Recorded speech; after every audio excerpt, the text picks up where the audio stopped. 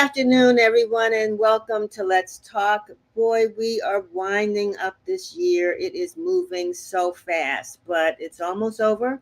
But we have a few more shows for you this year, and we are so excited that you're here with us. I'm your host, Denise Rollard Barnes, publisher of the Washington Informer newspaper, and no longer in my little studio set. Now you're in my office. But, it's cool. I'm letting you see a little bit of how I live my day. I am so excited also to bring on to the show Misha Green, who is the our managing editor here at the Washington Informer. We want to make sure that you get a chance to talk to both of us because this is our year end segment. And so we've got a lot that we want to talk about. And Misha, welcome. Thank you. It's great to join you from your new spot on Win TV. I love it. I get to see that background quite a lot, but I think it's really cool for the audience. But yeah, we have, as we talk about change, there's a lot that we did this year. And so we just sort of want to take a time to recap that, think about all that we've done in 2025 and all that's happened in the district, nation, and world. And then think about what we're doing and what some leaders are doing to try to fix that in 2026. Oh, I So like that theme that we came up with. We survived 2025. We're gonna get it fixed in 2026. I love it. I love it. So it's awesome. I'm glad that you're here. You're bringing on our talented team of reporters who will be sharing their top stories for the year and giving us some insight into what we can expect of the coverage in the Washington Informer, not only in print but on digital events, all the places that you are newsletters, what you can expect from our coverage in 2026. And we're looking forward to hearing your thoughts, the thoughts of our viewers, the thoughts of our readers. We want to engage with you more so that we're actually producing the news that you can use. We also want to invite our audience to Busboys and Poets on next Sunday, December the 21st, when we're going to recognize some of the outstanding participants of the Best in the DMV program. I'm so excited that Raja Kelly of our team was able to move this. This is our first Best of the DMV. It won't be our last.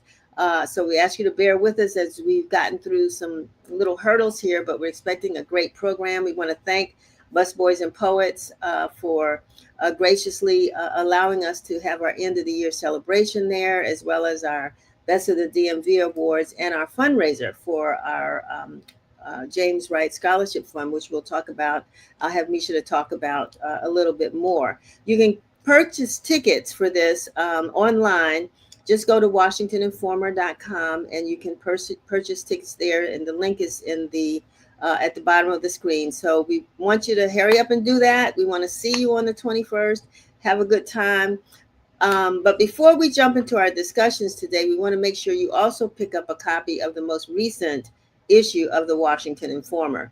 And if you can't get the printed copy, which are available in over 600 locations throughout the DMV, you can access the digital edition anytime, anywhere, just by visiting us at WashingtonInformer.com. Make that a pin or whatever we do, to make that a special place that folks can go to.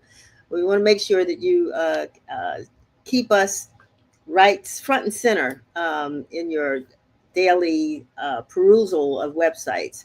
And while you're there, please consider becoming a subscriber. Access is free, and by becoming a subscriber, you receive our daily newsletter. Only thing we ask you for is your email address, not anything else. There's no cost. And you'll receive daily news updates in our exclusive e-newsletter, Win Daily, and a whole lot of other things that we're doing in the community because, as I said, we want to keep you engaged. And while tuning into the show today, we really ask that you share this broadcast on your social media platforms.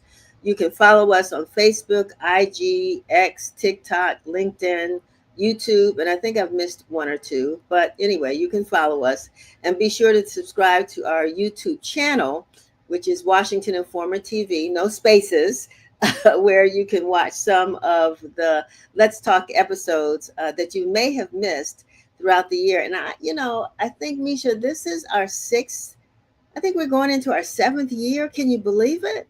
That is just amazing. And I think just shows the importance of, you know, progressing with media and what the Black press can do. And congratulations. It totally worth, I think, celebrating 7 years of the work that you're doing. And we do not only Let's Talk, but folks, you do some amazing Washington Informer lives. You've interviewed some amazing individuals, both locally, nationally, and globally, on your lives, and those can pop up anytime during the week. But they'll also find that on YouTube.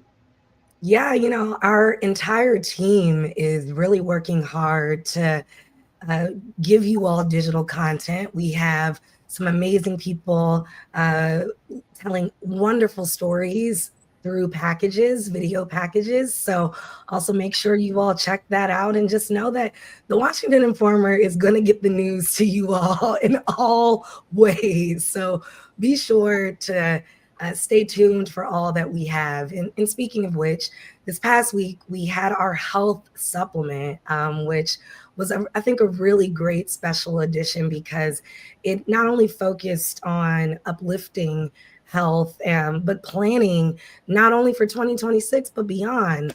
One of the things it didn't get in the health supplement, but that I was thinking as I was writing was it's almost this stay ready so you don't have to get ready mentality that we talk about all the time. And that's what it is with health as well. And so there's some great stories about work happening here in the district, including Jada Ingleton does a piece about Carindale with AmeriHealth, which you'll see right there on your screens. And then Dr. Patrice Holden has a great story about mental health, and particularly rest as resistance, and where we are in this world with so much going on, prioritizing rest as a form of combating mental health.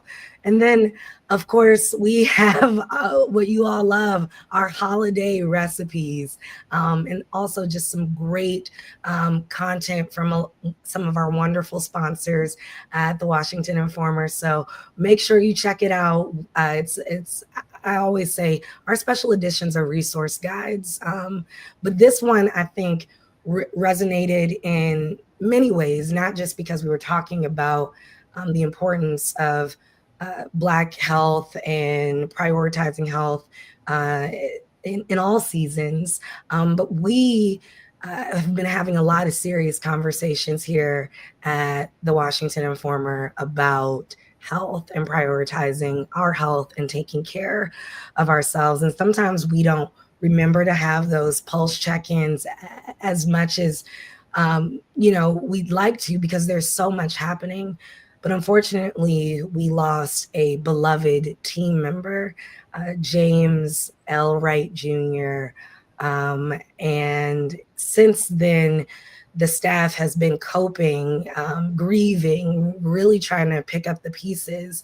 But it also has started a lot of great conversations about what we can do in our own villages and communities to make sure that our people are healthy and safe and feel like they can come to you. And so this episode is not just about the work that we've done all year. James was supposed to be a part of this episode, chronicling so much of the amazing work that he did this year. But while he's not here to talk about it, we are here to keep his legacy alive. And so this episode is in honor of James and his amazing contribution to the Washington Informer, to the Black press, to DC News, and really to the world. We love you, James. Absolutely, Misha. One of the things that people often say to me, have said to me over the last couple of weeks, was James's smile. I mean, not only is great journalism, of course, they talked about that, and he evidently was really respected, by the community overall because he was just there and he told stories that folks thought were fair and really informative. But he just had that tender smile, that folks seem to really remember him for, and his sort of wonderful disposition. So yeah, that's some of our photographs, but that smile never changes. It's always the same. It's so that's one good way to remember him. And the other thing I'll just say briefly is that when you talk about health, we've had those conversations as well. I had one yesterday. Well, some people talk about the fact that Black folks end up in situations because they don't have access to health care. But we find Right. that it's not just access, it's accessing health care. You have health insurance, you can pay for your health care, but do we actually do the things that we need to do to remain healthy, to preventative health measures that we don't take? And as you know, I'm really talking to my brothers, Black men who really don't do what, and I'm shouting you out, but don't do what they should do to make sure that when they have those signs. I talked with someone yesterday who told me her husband almost died because he denied something that was going on with him. And she finally forced him to go to the doctor. And they told her that, and him, that he had about 7 hours if Mm, she had not gotten there when gotten him there, and they have great health care. yeah. So that's something we're going to fix in Yeah. 2026, and we're going to do it in honor of our beloved James Wright. And so that's why we're really happy to have folks on who will share again more of his life and what he has done to contribute to the community. Um, we encourage our viewers to join us, and in this tribute, we have a couple of folks who are kind of lined up right now. We'll talk to them a little bit later in the show. And again, as I said, you can engage with us on our social media channels. You can share your memories, your stories, anything about James that you would like to share using the hashtag Remembering James. Hashtag Remembering James. Misha? So, I think that where we are um, in the middle of December, which is just crazy to even think about that we're that we're winding down. But in this transition, as we remember all of our ancestors and remember all that we've done this year, I was overwhelmed going over the things. So I'm just so excited to talk to our reporters. There has been so much. I realized we started the year off uh, on a high for DC, if you will. We had the mayor trek in the snow to get President Joe Biden to sign the RFK bill. That was the first week of January. 2 weeks later, President Donald Trump was inaugurated on MLK Day, and that caused a lot of shift for the district. Then you get, again, we're only Sure, talking about, folks understand what you said, Misha. SHIFT. oh, excuse me, shift. Yes. Guys, y'all know I don't cuss, at least at work, but but use the word how you please. Exactly. But it caused a lot of change and transition for the district, we'll say. Exactly. um, but one of those things was a major show of local activism from the very beginning. The day of the inauguration, you had anti. Um, inauguration events and protests, and Reverend Al Sharpton hosted the event at Metropolitan AME. And so you get to that, and the immediate DEI elimination. um, and so you have that. And then unfortunately, the 67 people lives lost at the end of the month at Reagan National Airport, or near DCA Airport, I should say. And so that's just 1 month. I think every single one of those stories, Stacey Brown had a byline on. And so without further ado, I would love to bring Stacey Brown, if he's with us. Stacey, are you here? And it sounds— Well, I almost wasn't when I heard shift. That's you see. He you know, remember that this was, you know, supposed to have been the inauguration with the biggest crowd ever, the biggest crowd in history, the biggest crowd in the world, that ended up being squeezed into the arena because of the snowstorm that came. allegedly. Allegedly. I don't know if it was a snowstorm or cold, but whatever it is. Cold. Yeah, it was a cold. But anyway. Yeah. Certain folks don't get really cold, so that, you know. Stacey. Listen, you started this with the shift. You started all that shift. This is great. But yeah, you know, tell us, I mean, again, that was just January, and thank you for your fearless reporting throughout the year. It's been a busy year, certainly, but unfortunately, but it's kept you with stuff to do. Yeah, I know. That's certain. You know, and it's so funny too, because, and I'm sorry, it's so funny too, because, you know, we talk about this all the time in meetings, staff meetings, even over at NMPA, we don't really want to like go overboard on Trump, but everything comes back to Trump, right?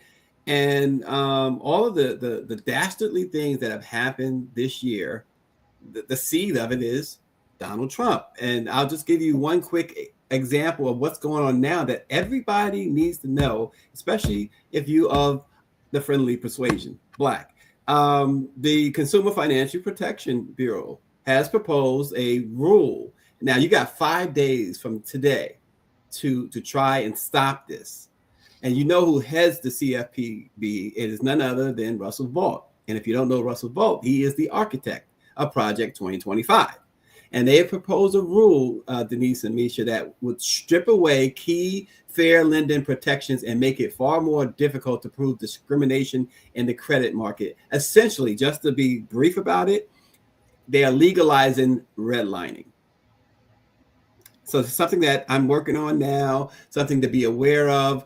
You have 5 days to contact the Consumer Financial Protection Bureau, either through email or phone calls. Contact your local representatives to shout out that you got to stop this. Otherwise, the comment period ends. They only gave us 5 days. Mainstream is not covering this, but the Washington Informer is.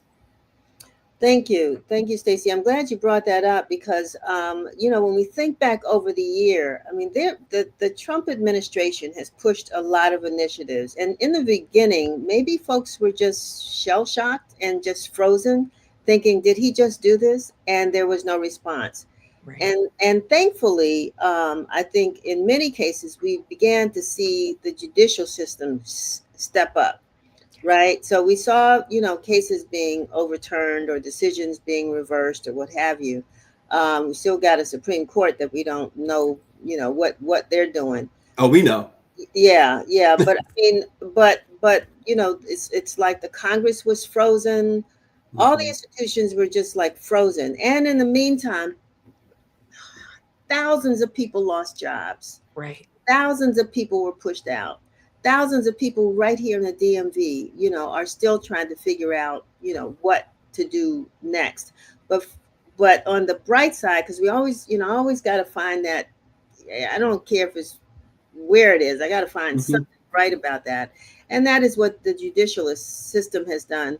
And even with the situation with the immigrants. And now, you know, I don't know, I'm getting brain freeze on who was just brought home. Kilmar Garcia. Garcia, yeah. You cannot rearrest him. Yeah. Mm-hmm. Now, we don't know what's going to happen, but they say you cannot rearrest him. In the meantime, we've still got an administration that's keeping certain people from coming into the United States, sending people out. I mean, you covered all of that this year, but where are there any?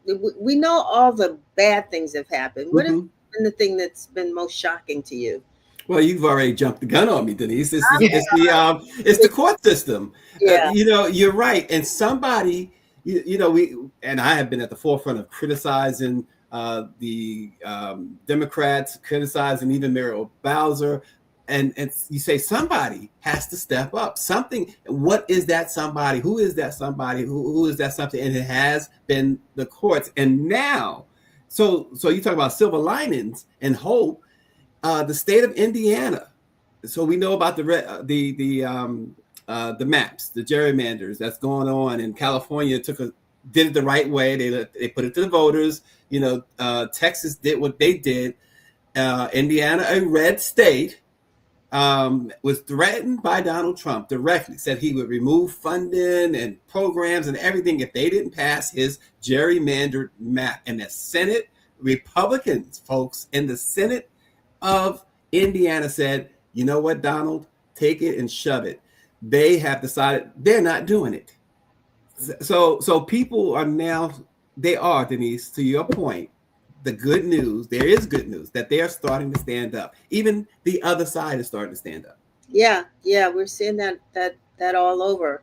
And then, of course, we are talking about what's happening with, his continual rants against people from Africa. Oh gosh! And what Somalia? Exactly. I mean, he's talked about others too, but Somalia, who's at the top of the radar right now.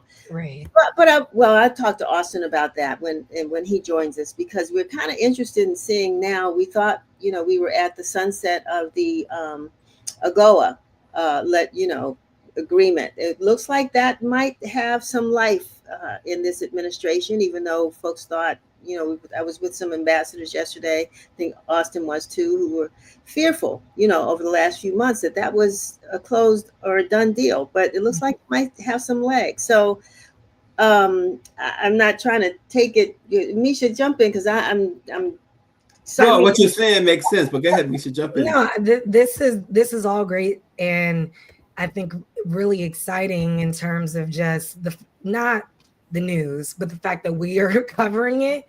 And I just wanted to give Stacey a shout out, because it's not just that you're sharing these awful things that in many stories do affect the Black community, but you're keeping us informed in a way that offers a call to action. Often, even today, you're saying you all have 5 days to get this done, and so we really appreciate that.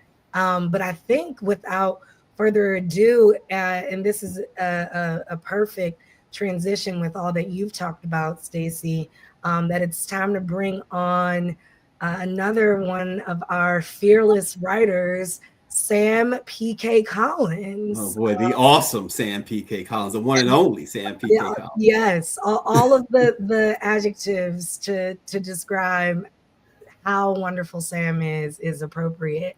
But Sam, yes, Jada has said in the comments, guys, I have to shout out the man, the myth, and the legend. The legend. Yes, that's great. Professor Sam P.K. Collins, welcome to the show. Thank you for taking some time out to wrap up this year. Again, as I was talking about just January, and I said Stacey's name was on many of the bylines, then what you had the arduous task of doing is looking at it from a local angle. And so much this year. I still need you to break down where are we in the continuing resolution, if you don't mind, in this conversation. But so much, from local politics to federal things happening that affected us, to our young brothers and sisters doing amazing things here in the district. You've covered it all. Tell us some of the highlights of 2020. And you got married. I'm a shout out. All that and got married too. And he got married. It's been a year. It's been a year. Man. So tell us some of the highlights of 2025 for you. No question. Peace and blessings, y'all. Thank you so much. Very humbled to be here. 2025 really started out with a bang with President Donald Trump's second inauguration. From that point on, we saw the hemorrhaging of the federal government, which affected DC's finances, seeing as though a lot of the federal government revenue through tax revenue and through business revenue downtown got decimated. And then in addition to that, we had the continuing resolution situation, which to my understanding has not been fully resolved. I can circle back with some more information on that, but that definitely hindered the budget process this year. As a matter of fact, the budget process for FY25 and FY26 wrapped up a bit later than usual. So by July 1st or so, that's when the budget got solidified and the council had sort of a shorter recess. But in all of that, DC Mayor Bowser was really adamant about pivoting DC's sources of money. She pushed the RFK Stadium deal, of course, that got solidified. The Commanders will be back by 2030. And we were also looking at just rebalancing the expectations for DC. So the Rental Act came about, and we have this battle between the landlords and the renters, many of whom who are saying that from the pandemic on, they're still suffering. So we have a lot on the table. And then even with I-82 and even I-83 as it relates to the restaurant industry and ranked choice voting, just a lot happened this year, in DC politics. But the overarching theme is federal intrusion and the budget process, and especially with Mayor Bowser stepping out and with Janice Lewis-George, Councilmember Janice Lewis-George running, and quite possibly Councilmember Kenyon McDuffie, there's this question of where DC is going to go within the next 4 years. So it's quite an electrifying time in local politics, and I'm just happy to be here for it. Hey, Sam, I was at an event yesterday, and folks are just asking me. Someone asked me, have you made your picks for 2026? Oh, that's another one. I like that. I like that. I said, no, it's too early. I got to see what Sam Collins reports because, seeing I was talking to, I guess it was at the chamber or Jack Evans talked about, the last time we had one of these really big overhauls of locally elected officials in DC, going back to 1994 and before, where you have, a member of Congress, the mayor, the number of council members. Now we are talking about possibly a new police chief. I mean, we're talking about scrubbing a slate and then creating all new. And what does that mean for the District of Columbia? Particularly still under this administration, it is going to be an amazing year, and we're going to have to get you another set of arms and legs to make sure that. Oh, no question. Because even with at-large Councilmember Anita Bond stepping aside, that at-large race is going to be crazy. If in fact Councilmember McDuffie steps into the race, he has to give up the independent designation to become a Democrat, which opens up his seat. Ward 1, Brianne Nadeau's not running anymore. That's going to be a crazy race. We're talking about nearly a dozen from what I'm told.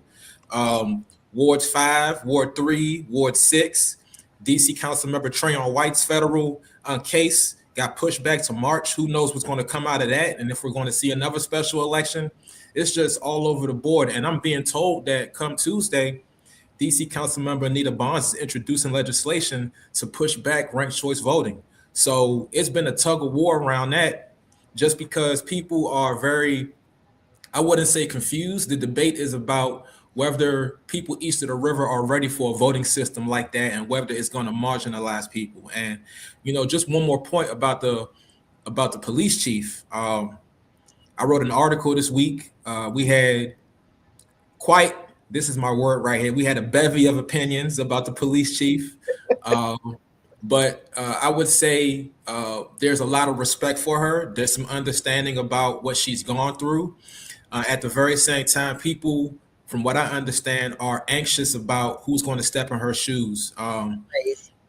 especially at this time. And there's also questions of what could the Bowser administration have done. But, I think with that, we need like a civics lesson to some extent about what is possible. But I did talk with Janice Lewis-George, the candidate for mayor. She said she wanted to use the attorney general more in that case. That's where she criticized the mayor. But like I said, quite a lot going on. And yeah, but we might even lose that. Yeah, that going exactly. on. Exactly. She can't use what we don't have. And exactly. Another thing we're going to have to keep our eyes on based upon what this administration, the control that they want to have over the District of Columbia, and how folks are stepping up. And I think before we move on, and maybe Jada can talk about this or whomever, but just how active when we talked with Stacey about the courts and how they have stepped up in the district. Sam, do you see more activism on the part of local residents, or do you think we're still in a state of shock and not knowing how to respond to the things that are happening in the city besides barbershop talk? Oh, there's a lot of activism. As a matter of fact, I attended the Week of Healing last night that took place at New Image Community Baptist Church on Alabama Avenue. That event started with a peace walk that was supposed to be done in coordination with MPD and the National Guard. MPD followed in their car. National Guard never came. But once we got to the church, the clergy, from what I was told on the record, they organized more than a dozen clergy people around what to do if ICE and other federal agents were to bombard the churches looking for people. And there's also, and speaking of activism, we have a multiracial coalition that's been formed, especially after August 11th, as there was more frustration around the federalization and around DC Mayor Bowser's order.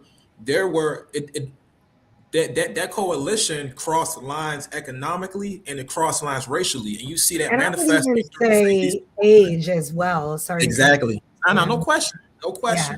And you mentioned Denise and Sam, the AG.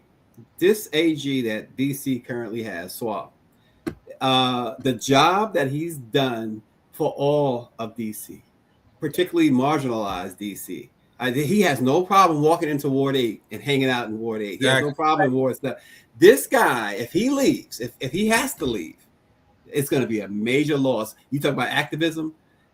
He has done an amazing. I've covered him a lot, as Nisha knows, and he's proven his mettle. So DC has that going for it as well. Wow. Absolutely. Well, I know we're supposed to be bringing on Jada, but I wanted to ask you two a question about some of your coverage this year that again uplifts our ancestors. But I think this is a great time to bring on Jada as well, as she was critical in us getting our obituaries together for our year-end edition, upcoming year-end edition. And we lost a lot of activists, freedom fighters this year. We lost so many great people, but and Sam and Stacey, you all kept the pulse on it. Sam, even before we lost Imam Jamil Amin, you covered him being sick in prison. And Stacey, I think you sent me the story at like 6:30 in the morning of his passing. And you all covered Assata Shakur with several stories. And so James is not here, but I want to uplift his coverage of Alexis Herman and her barrier breaking work. Interested, Viola Fletcher, I don't want to miss out on her as well.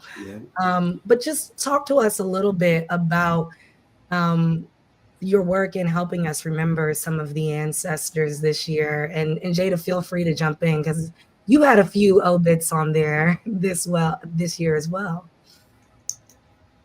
Yeah, I don't forget too. There was like just H. Rap Brown recently, right? Yeah, that's I was using his other name, but yes, H. Rap Brown. Yeah, Hazel Dukes. There's been a lot of Malcolm Jamal Warner. the untimely death there.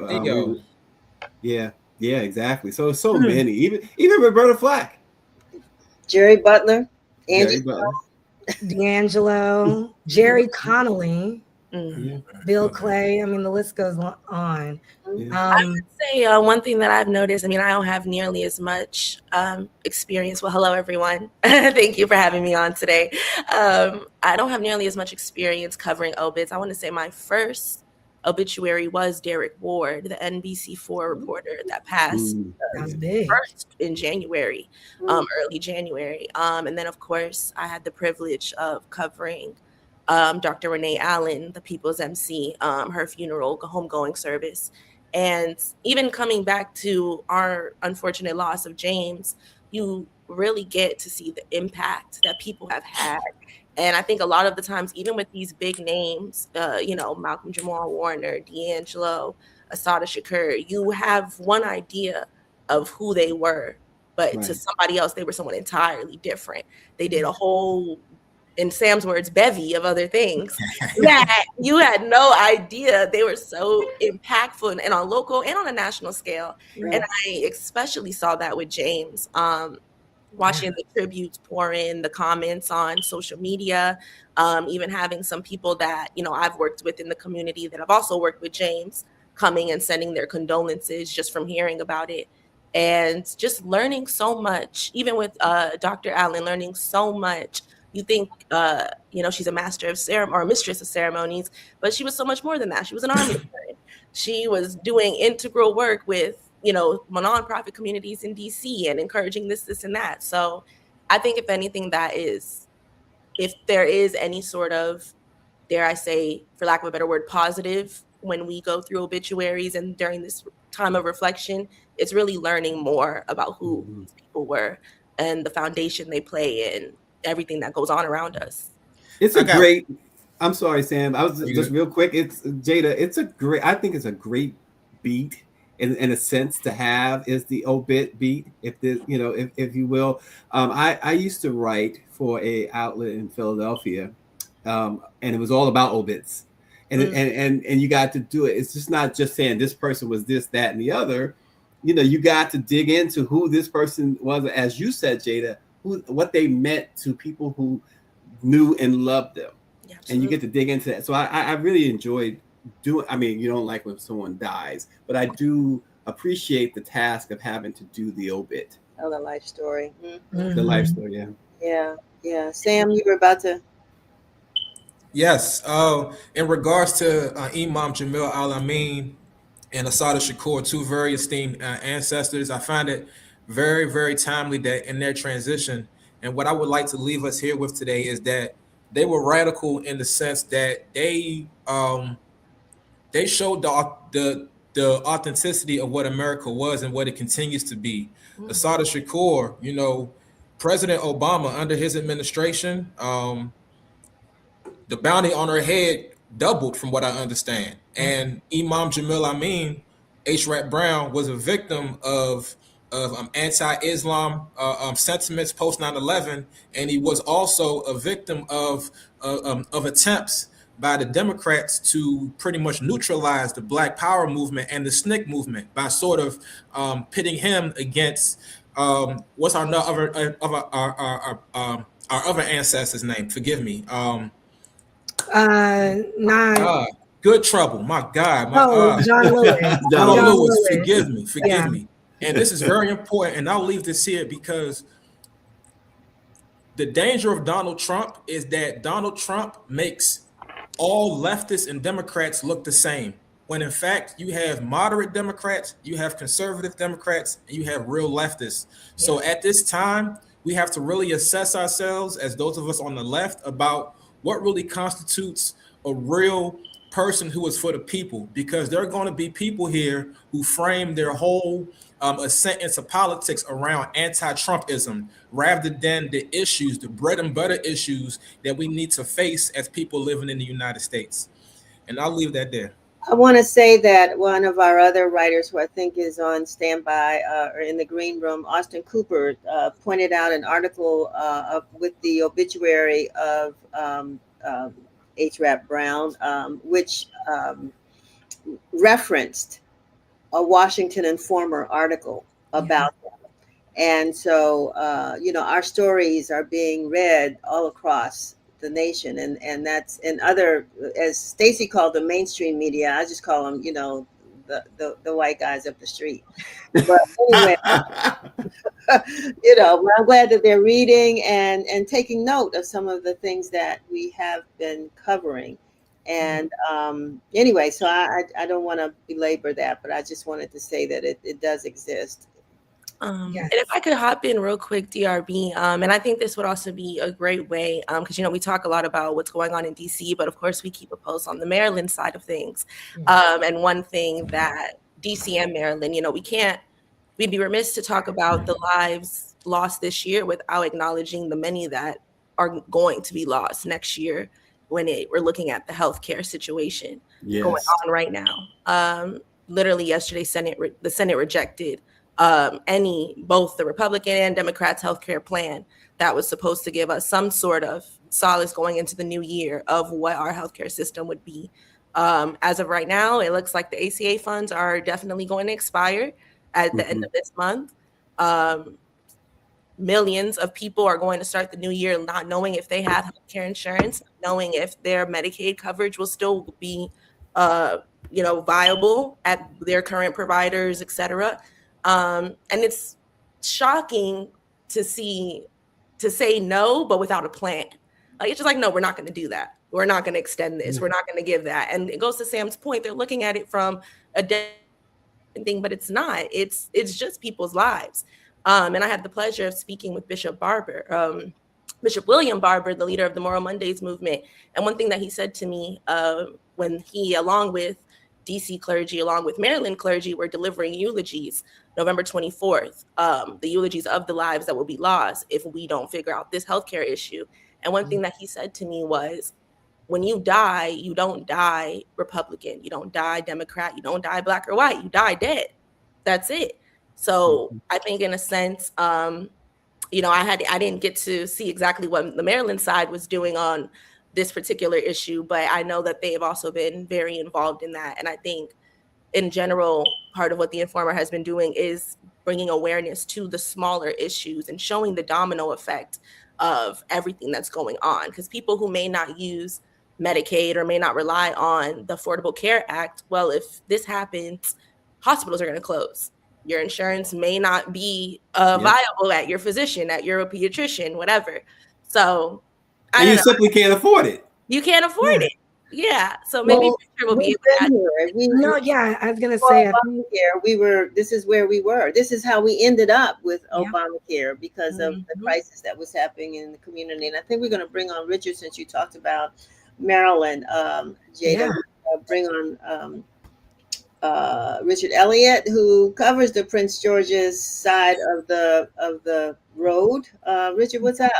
Good afternoon, everybody. I would like to report some awesome news. We have our new historic, I'm going to say speaker-elect. I think we're the only people using that term. Jocelyn Peña-Melnick.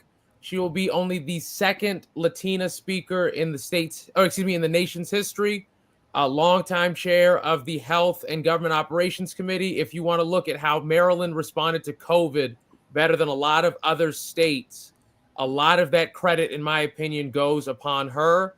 She was offered the speaker position more or less in 2019 after the former speaker passed, and she gave that opportunity away to outgoing Speaker Adrian Jones. You almost never see in American politics a person give up that level of power for the good of the state. And I believe that she will be a very moral, a very knowledgeable, a very honest, and a very, very kind speaker. Richard, you all had a lot of change in Prince George's County as well. I mean, you got a new senator, new county exec, new, all these women now who are leading in Prince George's and the state of Maryland. What do they do now for their people now that they have these positions? What's been sort of the evaluation you would give year end? So for Senator Alsobrooks, I think has done an outstanding job primarily in standing up to the dreaded RFK and his desires to get all of us sick, his desire to not give Black people vaccines, his outrageous medical racism. From the earliest testimony, she was calling him out and saying that your beliefs are just fundamentally dangerous, and has been holding that drum strong for the entire time. Crystal Oriata was recently elected council chair, and she is going to be, I believe, the first African immigrant who's going to be chair of any council in the state. Very historic. She's serving alongside Eric Olson, who is, I think this is about to be what would be his fourth term as a council member. Very, very knowledgeable, very good at development. What is the fight in Prince George's County? What are they going to do with the Six Flags site? What are they going to do with the Landover site? And really, more so than anything, how do we deal with the lack of money because Donald Trump declared economic war on us? It is a very difficult thing to address, but Landover and Six Flags are kind of the heart of that. And Richard, just for folks, because we know what you're talking about, but just say what Landover was. The former Landover Mall site near the Commander's current stadium. Yeah. Huge property that was originally being considered for the FBI headquarters, is now kind of in a legal limbo. But the question of data centers, not just in Prince George's, but in Frederick County and in Baltimore County, is going to be a paramount question. And next year, energy policy is going to be heavy on the minds of all of our readers. Absolutely. Absolutely. I mean, and Maya's not on, is she? She's not. Okay, because she's been our expert on the data centers in particular, and in environmental coverage. She's done such a great job of keeping a pulse on it in general this year. But Richard, one of the other things that I wanted you to talk about, and I think this is great with everyone on, I don't know if you've all seen in our chat, DRB has created our official special midterm election special edition theme. But the midterms are coming up, and I didn't realize until I was working on our year end how much will shift in Prince George's County. We talked about in DC and the amount of elections coming up there, but even the county executive seat is up for grabs in 2026. Tell us a little bit, with the transition and economic crisis that's happening, what we should be looking out for in Prince George's County, particularly the voters there. All right. So I think paramount, no matter how much money you have, energy policy. If we add data centers, everybody's energy bills could potentially go up depending on how the rates are set and how the policy is set. I think secondary would be the relationship between the governor, the speaker, and the county administration. Jocelyn Pena-Melnick represents Prince George's, and we're keeping Ben Barnes, the chair of appropriations. Is Prince George's going to be able to bring back more bacon from Annapolis than in traditional years, helping us to address our economic woes? And aside from those two, the third big one is how strong is Wes Moore in this county heading towards a potential general election bid with Larry Hogan. As things stand right now, I don't believe Larry Hogan is going to run. The redistricting issue has been a very big area of strength for Governor Moore, whereas Governor Hogan has been saying the whole time, don't redistrict. There's still the potential, though, with the economy and with a variety of other things, that even with a blue wave, that Larry Hogan is a strong candidate against Wes Moore like he was against Ben Jealous in 2018. Wow, that is news to me, certainly. Oh, and my bad, I forgot something else. The Congressional 5 race, there is potential for the beloved, the old Steny Hamilton Hoyer to retire, costing us all of our tenure. May God bless him and keep him in Congress.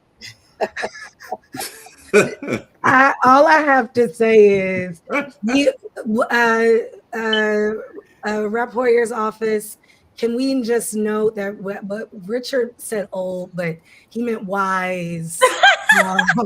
When I say old, it's a compliment. It's been difficult most of human history to get old. It's a compliment to his wisdom. So you know how we are. We've gotten very technical, but this is what we do when we are people who deal in the world of words. Yeah. Words are so important. Adjectives make the difference. They do. They certainly do. And you know, we don't have a lot of time left, but I just have to say I'm getting a little emotional talking about it, so bear with me, folks. But I can just hear James's laugh and see his smile during this entire conversation, but particularly talking about Maryland politics, which got him very excited. And we know he was actually active in and was a council member in Seat Pleasant. But it is that time to transition and talk about our beloved James Wright. I know all of you all are going to probably put some news up in there because that's what we do. But we want to make sure we are bringing in some folks to uplift James's life and legacy. Is everybody on who's backstage? That's So Austin, I think we missed. Oh, there he is. Okay, There he and is. you want to bring on? You mean our guest? Claudia. are we bringing on? Yes, there's Claudia. Yes, wonderful. Yes, perfect. Oh, we have a full house. I love it. So well deserved for such an amazing, amazing man. Thank you all for being here and remembering James. Claudia, I'm gonna start with you, not to put you on the spot, but you had a great memory about James 5 years ago in his 2020 election coverage. And so I just would like for you to take it away and talk about some of your James memories and his contributions. Sure thing. So for me, I call him Senor James or Mr. James, exemplified diverse reporting of the city. Like I think I heard many of you talk about how wonderful the city is and how diverse it is. And he lived through that. He acted on it too, which was something that I, for as long as I lived in DC, I grew up in DC as an immigrant. It's so appreciative and it feels so lonely sometimes, right? So having someone who saw us and who included us in the Washington Informer, which is a Black a press, right? Which is really important because that goes into the history of the city as a whole, was really important. I felt valued every time I spoke to him, and that's really important because so many times, especially these days, we don't, like immigrants, we don't feel valued, right? And our contributions are erased, right? They're mainly perceived as something to be saved, like a body to be saved, but not necessarily a body that contributed. And every time Mr. James would reach out to me, it was to speak about policy in the city, to speak about politics, to speak about like the issues like displacement, gentrification, and solutions. And I think that was really important because we're all experiencing this together, and he wanted to hear what solutions we were able to provide. And then he would also observe, which was really important. So I'll go back to one of the conversations I had, I've had prior to COVID. He would reach out to me again just to to talk about issues, whether it was like DPW, Public Works, not helping communities clean our alleyways, right? Things like that, to that level. But also he would talk about policies. So for example, in Ward 8, at the time I was working in DC Council, finding solutions for Ward 8 specifically for the community. And he covered the community benefits agreement at Union Square, which was a really important win for the community. We got over $1 million from developers in that CBA. And those wins are not necessarily covered, right? And that was something that he did. And the fact that, he went to the meeting, because we had a big community meeting, and I was the only immigrant there, right, who was in the team who drafted the CBA. That was pretty cool. And the fact that he included that in the report, in his reporting, was really good. And then I think what you were mentioning is, like, in 2020, especially about elections that you were talking about, like right now we see so many seats available, right? I in particular ran in the 2020 election for the independent at-large seat.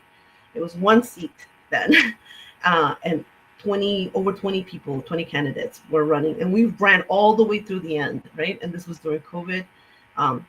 20 plus candidates for one seat, in comparison to what we're seeing today, that's so many seats available right now. And it's a question of, what diversity are we going to see in the candidacy, and diversity not just in color of our skin or ethnic or ancestry, but also in our perspectives. Ever since I became an independent, I stayed an independent. I didn't go back to the Democratic Party. And that was for particular reasons, right? Because I felt more free. And it's that diversity that Mr. James would talk about, and he included in his reporting. So that's it. No, that's amazing. And I know I kept seeing the name pop up from time to time, and now I get to put a name with a face, which is fantastic, Claudia. And we really are grateful for your, for your memories and participation in our show today. One thing we did talk about, I'm going to crack on somebody, I'm sorry, but one thing we did talk about, was James's smile. And Mikael doesn't seem to have one of those smiles. Oh, there he goes. It is actually hilarious that you call on me, because I usually keep a very stoic demeanor until someone points out how stoic I am. But it is a pleasure to be invited here by this cohort of his colleagues, persons who have been written upon by, to me, Brother Wright. We call him brother because he is a part of our family. He is a member of my chapter, the New Lambda chapter of Alpha Phi Alpha Fraternity Incorporated. Brother Cooper is also here. He's also a member of our fraternity. So that memory for me is one that extends beyond 13 years, when I was just a wee interested candidate, trying to become a member of the organization. And Brother Wright was a member of the Omicron Lambda Alpha chapter. He was for many years. The members of that chapter have embraced and loved him way beyond my own emotions and thoughts, because as of late, every month, and I mentioned this on my own personal posts, every month, James would call me just to find out when our meetings were. And he did this for almost a year. Every month I would get a call, and he would invite other members of the organization to become reclaimed. And in September, he joined my chapter because he listened to and looked at me just like he was invested in politics and invested in his community. He invested his time to research the work that I was doing in this chapter, which is the eldest chapter of Alpha on the alumni level in Washington, D.C.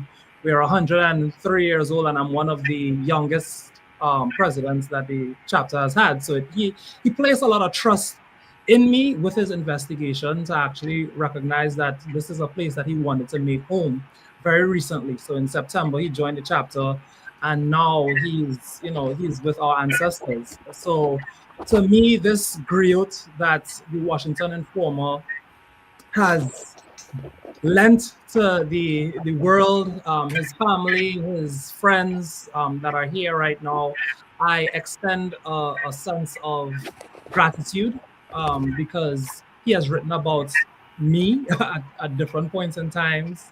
Brother Cooper, I know the burden is heavy, but you being the sole, the sole alpha left, I hope that this continues to encourage other members of the organization to write freely, to write with that sense of authority about the things that matter most to our communities. So I am filled with gratitude, more than anything else, for the opportunity to speak on his behalf. I know the Prayer Review alum, he was initiated into the Eta Gamma chapter of the fraternity in 1994. I know the Prayer Review alum, they are saddened by the loss, and I will miss his smile, as you mentioned. I'll try not to be as stoic as I am regularly, but his smile lives on through all of us. That gentle giant that we know, Brother Wright to be. So thank you. Thank you, Mikael. Thank you. I don't want to hold. I don't mind holding Austin, but I don't want to hold Doxie, because he mentioned you, and Austin's. Not only is he an alpha. I'm sad to hear he's the only one left, but we'll fix that, Denise. Don't worry. Okay. All right, but yeah, Doxie McCoy. Just WABJ, NABJ, Office of the People's Council. I mean, just all the relationships that you've had with James, and we're so glad that you were able to join us today. Well, thank you, Denise, and thank you, Misha, for inviting me to be on. Yes, I've known James. I knew him for probably over 20 years in different sectors. Most recently, the last time I saw James was on November 8th at the Washington Association of Black Journalists, or WABJ, the Special Honors and Scholarship Gala. And James, and I received the President's Award, and James nominated me for that award. And James nominated me for WABJ award, not once, but twice. He nominated me last year for an award, and I didn't win one. And then come to find out, he nominated me again. When I got the call from Phil Lewis, who's the president of the Washington Association of Black Journalists, Phil said to me, well, you need to get in touch with James, because James is the one who's pushing and pushing and pushing you to get this award. And in fact, during the awards gala, Phil gave another shout out to James for his persistence. And I gave a shout out to James for his persistence. And I really appreciated James. I respected what he did as a journalist and the important stories that he wrote when he called me to get a quote on some issue when I was working with Congresswoman Norton or working for Mayor Vincent Gray, and now as a public information officer with the Office of the People's Council. And I think it was just that mutual respect. I respected him as a seasoned journalist and reporter, and he respected me as a public servant. And of course, we had the connection with the sororities and fraternities, because I'm a member of Alpha Kappa Alpha, and he's a member of Alpha Phi Alpha, and a brother and sister fraternity. And so not only did he cover the events and do stories about government, he also covered many AKA events, because he knew that the sorority was all about service, and many of the events that we had were about raising funds for community organizations. So he knew the importance of all those also. So I'm just so grateful that I was able to be friends with him. Well, we didn't even notice that you were an AKA. Sort of went by us. I could not have guessed. Representing accordingly. Oh, I love it. I try to wear my pink and green as well. Right. Or that Mikael is an alpha. We wouldn't have noticed that. Would have noticed may have been Austin, who is kind of in the mix as well. Austin, you want to jump in? Yeah, it's good to see everybody. Getting that text and then having a conversation, I guess almost 2 weeks ago. 2 weeks ago, I think, 2 weeks ago, with Chevrolet. nothing could have shocked me more about learning of the passing of a fraternity brother, friend, and colleague. I think what a lot of people outside of the Informer don't know is that this is a family. And I first met James probably in 2015, 2016. Immediately, we had immediately identified each other as fraternity brothers. But when I joined the team officially in 2019, that's when I noticed how important the Washington Informer was to James. It was immediately clear to me that the Washington Informer was not just a job; that we were his family, we were his brothers, we were his sisters, we were his cousins, and he loved the Informer, and he loved his community. Um, we also had close birthdays. On November 9th, James turned 62. On November 21st, I turned 63. But James to me was a fraternity brother. I guess if I have one regret, it's all of our conversations about the fraternal brotherhood. I never asked him, why did you become Alpha as opposed to joining another fraternity? For me, it was my dad. It was my uncle, who was an attorney here and a member of Mu Lambda chapter for over 50 years, and some of the other, Dr. King and Andrew Young and others. But I wish I had posed that question to him. I'm going to miss him. I'm going to miss his, James got everywhere. If we could somehow, Denise and team, get an account of how many times he swiped his Metro card. All of that, because James got everywhere. It was amazing. I would see James getting off the bus. I would see him coming out of the Metro. Not having a car did not deter him from covering the story. I'm going to also miss, James was a historian. James, as we all know, was literally a walking Google. You can ask James anything about history, be it national, local, federal. Whatever. James always had the answer. And finally, I'm going to miss his laugh. He had a gut wrenching, hearty laugh. Sometimes on pitch calls, I would be like, James, was it really that funny? But to James, it was that funny. And he would be doubled over with laughter. So rest in peace, Brad. No, that is so accurate, Austin. That laugh, it was like a roar. Exactly. It could shake your computer screen. He would be cracking up, and it would make me crack up because I'm like, you know what? Exactly. Yeah. Sometimes it would come out of nowhere. Yeah, Yes. Right. that was the most Laughing like bizarre 5 part. minutes after. Yes. Or you'd read a facial expression and you think it's one thing and then it's something completely different, and it's always hilarious. I just wanted to share because I had known James so long. We were I worked with him at the Afro-American newspapers as well, and then we both came to the Informer.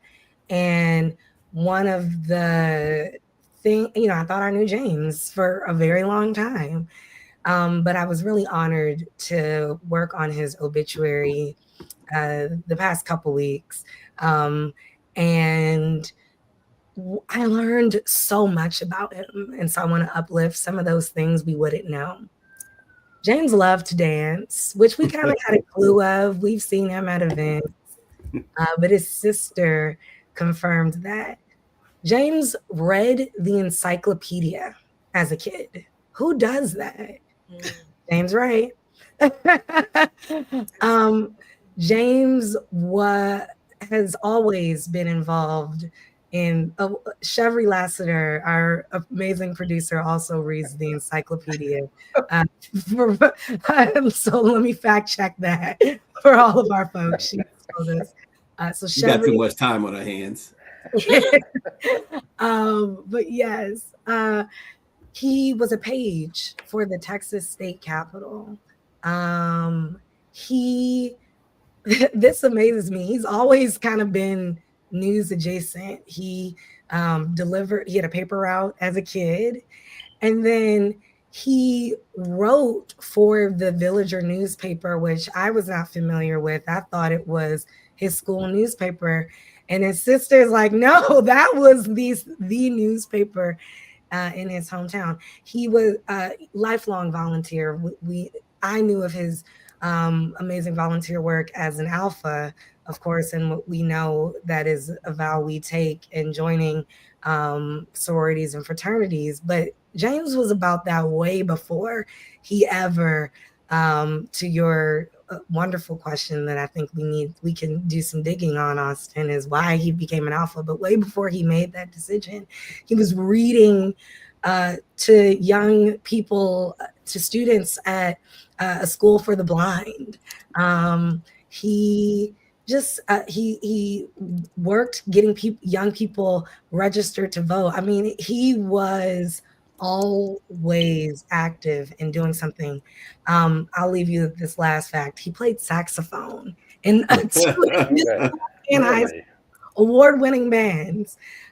So just, you think you know a person, and I think that was beautifully said earlier, Jada, about when you're working on these obituaries is you think you know all of their, so many of their contributions, and yet there's so much more about who these people are, because we know that the ancestors still live and do.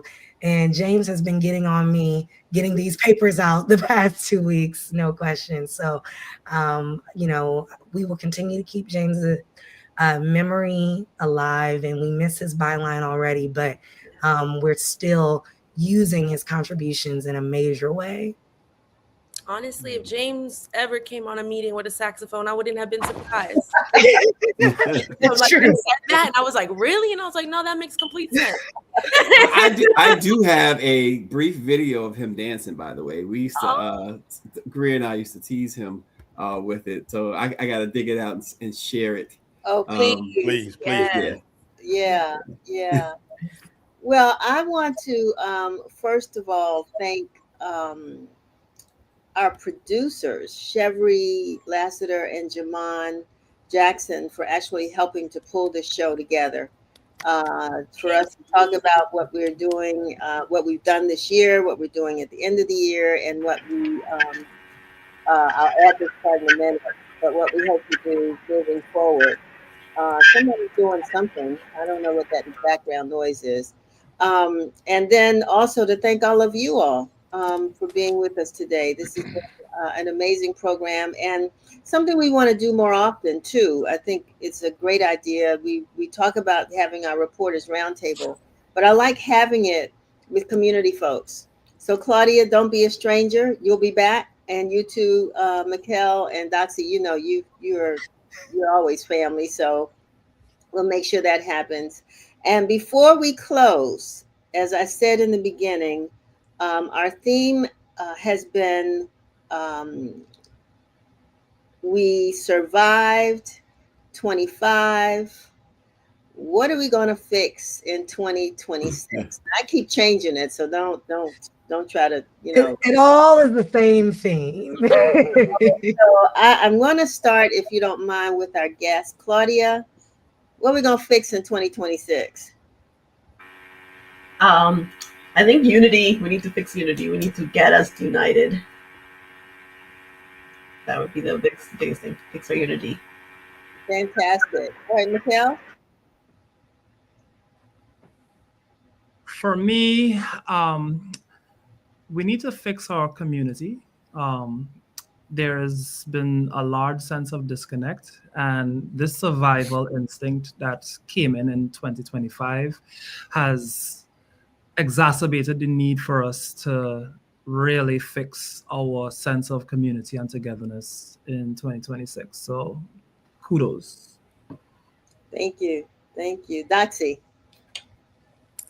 I think we need to fix this whole situation with the District of Columbia. I'm a 5th generation Washingtonian, and the way things are going with the federal takeover, we've got to do something about it. I'm pray and hope our next set of leaders will be able to do something.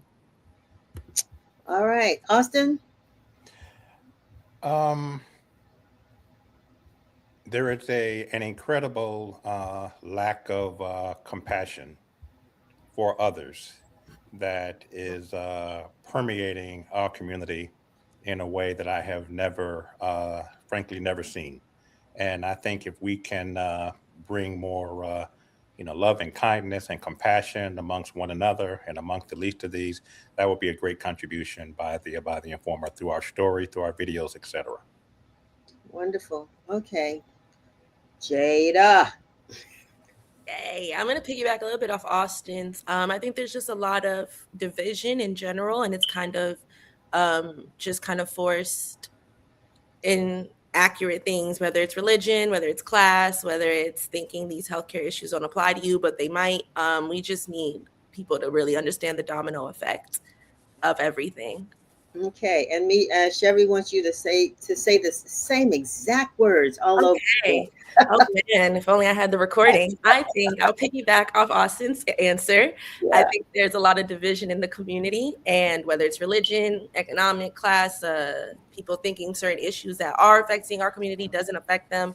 If we can get people to see the kind of loophole of all this stuff, that might fix a lot of issues. Wonderful. Okay, Richard. Everybody's been correct so far. If I want to add anything, if the Democrats don't retake the House, Lord help us. Yes. So what are we going to fix? What are we going to fix? The Republican majority in the House of Representatives. Hopefully, prayerfully. Okay. All right. Sam Collins. Sam P.K. Collins. Yes. Black folks need a new racial imagination in 2025. Donald Trump is not the boogeyman. We're just too scared. And we need a reset of our values for when after we get out of this. Because I said it before and I'll say it again. We laid the mat down for Donald Trump by accepting other softer forms of Trumpism. And it's about time that we look in the mirror and figure out what we did to get ourselves in this so that once we get out of this, we can be free. And not just the 1% of us being free. I mean, everybody being free. Give thanks. I love that. Okay, Mr. Stacy Brown. Well, when you have somebody as brilliant as Austin and as beautiful as Jada, you have to follow those two. And I am going to follow those two and say it this way, that we have to fix in 2026 the Black press, including the Washington Informer, and fix it this way. Come together. Mm-hmm. This idea of doing it separate is outdated. It's wrong. It's not working. And if we came together, we always talk about the power of the Black dollar, the power of Black folks if they came together. How about the power of the Black press and all Black media, Black-owned media? If we came together, imagine how we can defeat something like Trumpism, how we can defeat something like redlining and all of these other things that continue to cause havoc in our community. So that's what I say fix in 2026. Okay, and thank you, Stacey. And our illustrious leader, Misha Green. I'm inspired by all that you all have to say. And so my word is action. If all of these things need to be fixed in 2026, we have to take the action to make sure that we have a pulse on these issues, that we're covering it fearlessly, and in the process that we as reporters are holding these leaders, these advocates, all those folks that we're saying need to do these things to fix, that we're holding them accountable. So my hope is action in 2026 and that we will get there. So in closing, everybody, I will add my little 2 cents here. And I will just say that there's a lot that we can work on and fix in 2026. And the Washington Informer wants to really fix the way we engage with the community. We need to hear from you. We want to fix the doors or the pathways through which you can communicate with us, and then we can amplify your voices. I hear you, Stacey Brown, and I agree, because we want to focus on a couple of things. We want to fix how our community is dealing with healthcare. We want our community to become healthier. And how can we fix this? Because we want to reach out to folks and let you all have the information that you need to become a healthier community. We want to fix finances.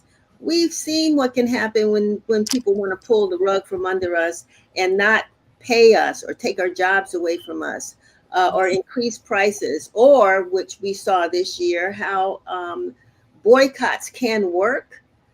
But, I think personally, there's a personal finance opportunity that we need to fix. We want to fix our own when it comes to home ownership.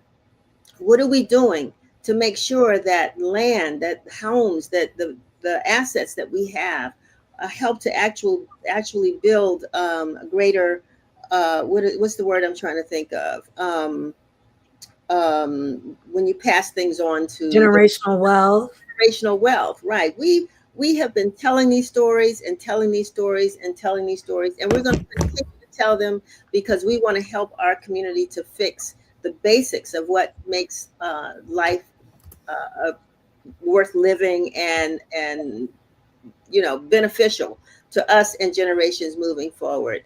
And I guess the last thing I want to fix in 2026 is my desk. It's a mess.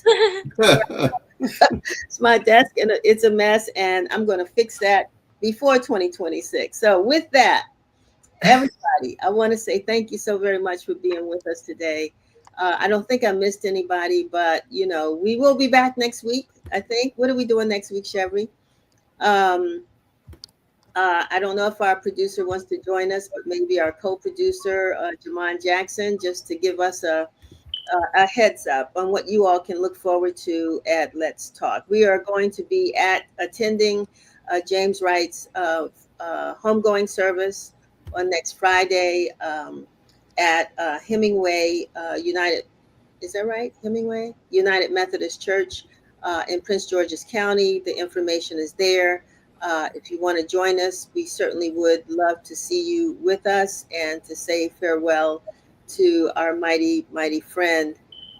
We will not be broadcasting live next week. So we will see you when we see you again. This is Denise Rollard Barnes, the team of the Washington Informer, and our wonderful, wonderful guests saying thank you for joining us and see you next time.